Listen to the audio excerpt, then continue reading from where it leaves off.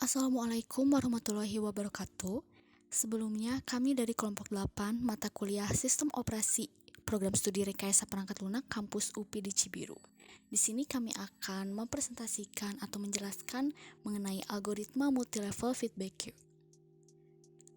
Anggota dari kelompok 8 sendiri terdiri dari Ardian Hafiz, Muhammad Nabil Furqon, Dimas Aditya, Suci Sukmawati, dan Septian Dwi Putra Pradipta. Pada kesempatan kali ini, kami akan membahas mengenai definisi MFQ, parameter MFQ, gambaran MFQ, dan juga gambaran lain dari algoritma MFQ. Langsung saja kita mulai ke pembahasan mengenai definisi MFQ. Nah, apa sih MFQ itu? MFQ memiliki kepanjangan yaitu Multiple Feedback Queue. Algoritma ini mirip sekali dengan algoritma multilevel queue. Singkatnya, algoritma multilevel queue itu adalah di mana setiap queue akan berjalan dengan algoritma FCFS. Perbedaannya terletak pada proses untuk pindah antrian. Algoritma MFQ sendiri mengizinkan proses untuk pindah antrian. Jika suatu proses menyita CPU terlalu lama, maka proses itu akan dipindahkan ke antrian yang lebih rendah. Hal ini tentunya menguntungkan proses interaksi karena proses ini hanya memakai waktu CPU yang sedikit. Demikian pula dengan proses yang menunggu terlalu lama.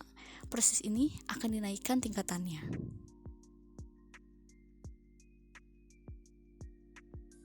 Biasanya, prioritas tertinggi diberikan kepada proses dengan CPU burst yang terkecil. Dengan begitu, CPU akan terutilisasi secara penuh dan INO atau input dan output dapat terus sibuk. Semakin rendah tingkatannya, panjang CPU burst, proses juga semakin besar. Selanjutnya mengenai MFQ atau Multi-Level Feedback Language. Algoritma ini didefinisikan melalui beberapa parameter, antara lain jumlah antrian, algoritma penjadwalan tiap antrian, kapan kenaikan proses ke antrian yang lebih tinggi, kapan menurunkan proses ke antrian yang lebih lemah, dan antrian mana yang akan dimasuki proses yang membutuhkan. Multi-level feedback queue adalah salah satu algoritma yang berdasar pada algoritma multi-level queue. Perbedaannya mendasar. Yang membedakan multi-level feedback queue dengan multi-level queue adalah terletak pada adanya kemungkinan proses suatu berpindah dari satu antrian ke antrian lainnya, entah dengan prioritas yang lebih rendah ataupun lebih tinggi. Misalnya contoh pada gambar berikut. Semua proses yang baru datang akan diletakkan di queue 0 atau quantum sama dengan 8 milisecond. Nah, jika suatu proses tidak dapat diselesaikan dalam 8 milisecond, maka proses tersebut akan dihentikan dan dipindahkan ke queue 1, yaitu quantum sama dengan 18 milisecond. 18 milisecond. Nah, queue 1 hanya akan dikerjakan jika tidak ada lagi proses di queue 0. Jika suatu proses di Q1 tidak diselesaikan dalam 16 milisecond, maka proses tersebut akan dipindahkan ke Q2.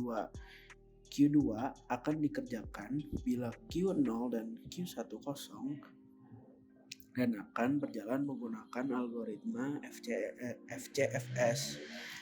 Algoritma FCFS itu singkatannya first come first serve.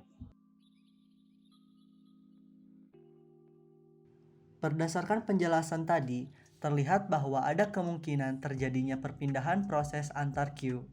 Dalam hal ini ditentukan oleh time quantum. Yang dimaksud dengan time quantum di sini adalah dikarenakan semua proses dianggap penting sehingga diberi sejumlah waktu oleh pemroses. Nah, itu disebut dengan time quantum. Jika proses masih running sampai akhir kuantum, maka CPU akan memframe proses itu dan memberikannya kepada proses yang lain.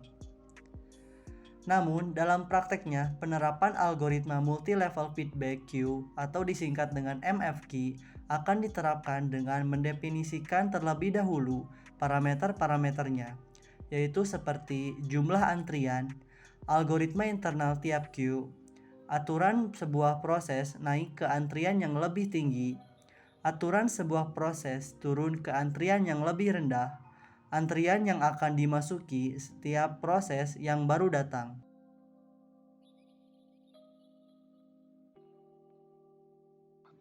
Selanjutnya kita masuk ke contoh lainnya, atau bisa dibilang ini adalah slide terakhir. Nah, di bagian contoh lainnya terdapat 3 antrian. Yang pertama itu Q1 sama dengan 10 ms, yang kedua ada FCFS Q2 sama dengan 40 ms, FCFS Q3 sama dengan FCFS. Proses yang masuk ke antrian 1. Jika dalam 10 ms tidak selesai, maka proses tersebut dipindahkan ke Q2. Jika dalam 40 ms tidak selesai, maka dipindahkan lagi ke Q3. Berdasarkan hal-hal di atas, maka algoritma ini dapat digunakan secara fleksibel dan diterapkan sesuai dengan kebutuhan sistem. Pada zaman sekarang ini, algoritma multi-level feedback queue adalah salah satu yang paling banyak digunakan. Kenapa? Karena dengan algoritma ini dapat mengizinkan proses untuk pindah antrian. Jika suatu proses menyita CPU terlalu lama, maka proses itu akan dipindahkan ke antrian yang lebih rendah. Oleh karena itu, kenapa multi-level feedback queue ini adalah salah satu yang paling banyak digunakan? Karena yang tadi dapat mengizinkan proses untuk pindah ke antrian, apalagi untuk memberikan kemudahan untuk CPU. Begitu. Mungkin cukup sekian yang bisa kami sampaikan. Kurang lebihnya mohon dimaafkan. Wabillahi taufiq wal hidayah. Wassalamualaikum warahmatullahi wabarakatuh.